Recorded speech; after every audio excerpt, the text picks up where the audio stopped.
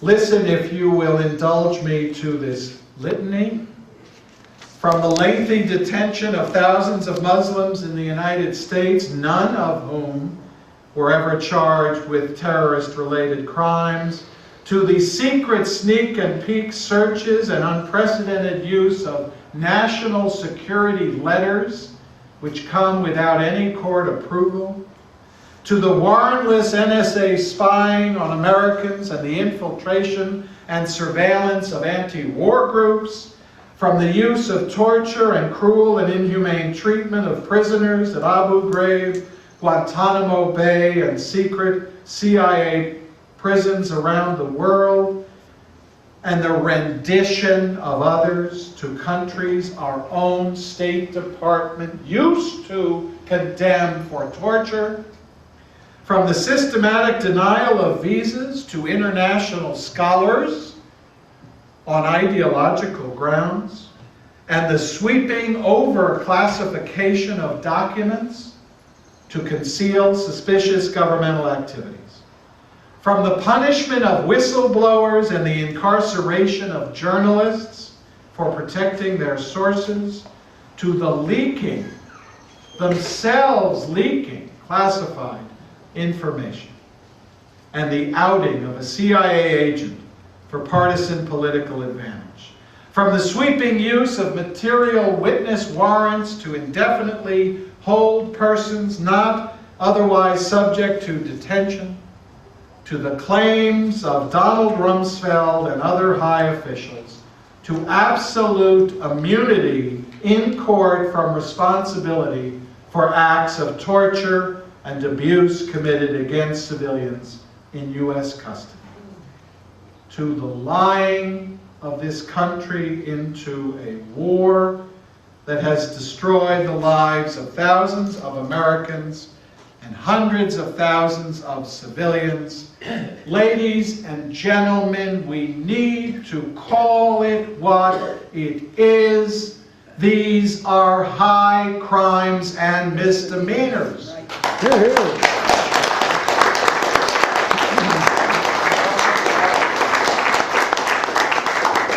But the President's proclamation wasn't over yet.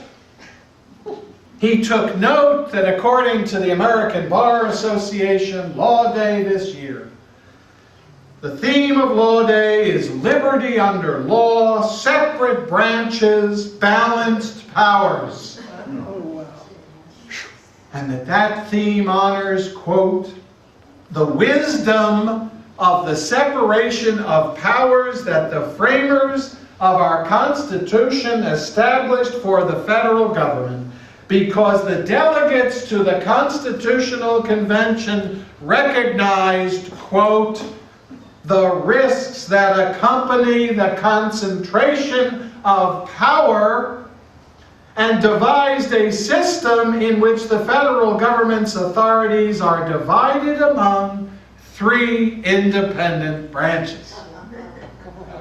This from an administration that either ignores or lies to Congress to ensure that nothing gets in its way, seeks to either circumvent court rulings or pack the courts with more compliant ideologues. Mixing arrogance with hypocrisy, the proclamation has the audacity to quote James Madison. Madison's memorable warning, Madison's words are what the rest of us truly need to heed. The proclamation quotes Madison as follows, quote, the accumulation of all powers, legislative, executive, and judiciary in the same hands must justly be pronounced the very definition of tyranny. Throughout our history, the proclamation concludes, we have been reminded repeatedly, quote, the wisdom of the framers' design, that our system of separation of powers has safeguarded, our liberties and helped ensure that we remain a government of laws. And that Law Day is an occasion to celebrate our Constitution and to honor those in the judiciary and legal profession who work to uphold and serve its principles. Well, ladies and gentlemen, it is those last few words that we must take to heart today and every day. Only an independent judiciary and a dedicated legal profession, backed by courageous activists and fearless journalists, can we truly safeguard our liberties and hold those in power accountable. Oh yes, and principled politicians like Senator Russ Feingold of Wisconsin.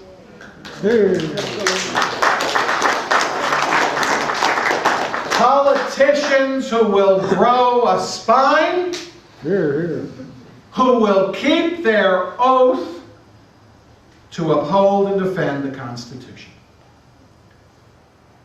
Then it will be in the courts and in Congress and in state legislatures and elsewhere that the people must do what the people have done in every era when tyrants have exercised oppressive and illegitimate power. They must overturn the abuses and remove the abusers.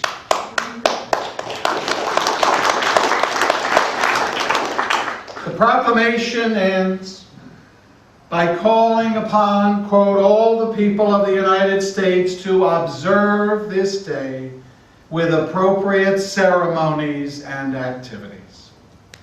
Well, he got that right.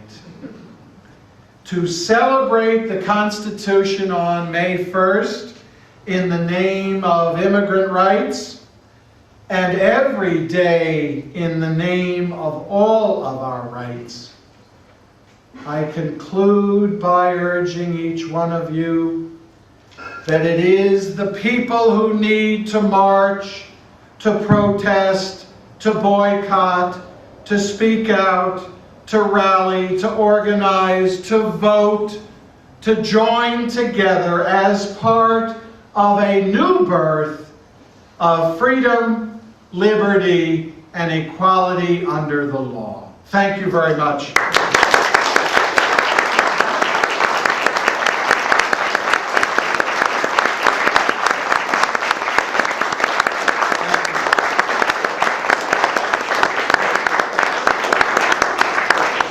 I have purposely left some time for questions and answers because many of you think deeply about these problems as well as I do.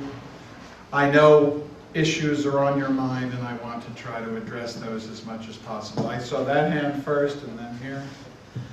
I'd like to point out that there's such an irony in the current aggressions and repression that the federal government is waging these days. The events that provoked this policy, the 9/11 disaster, were never fully investigated. We all know that 2 planes crashed in the World Trade Center, and there's a consensus among civil engineering experts that it's very hard to explain the collapse of the buildings by that event alone.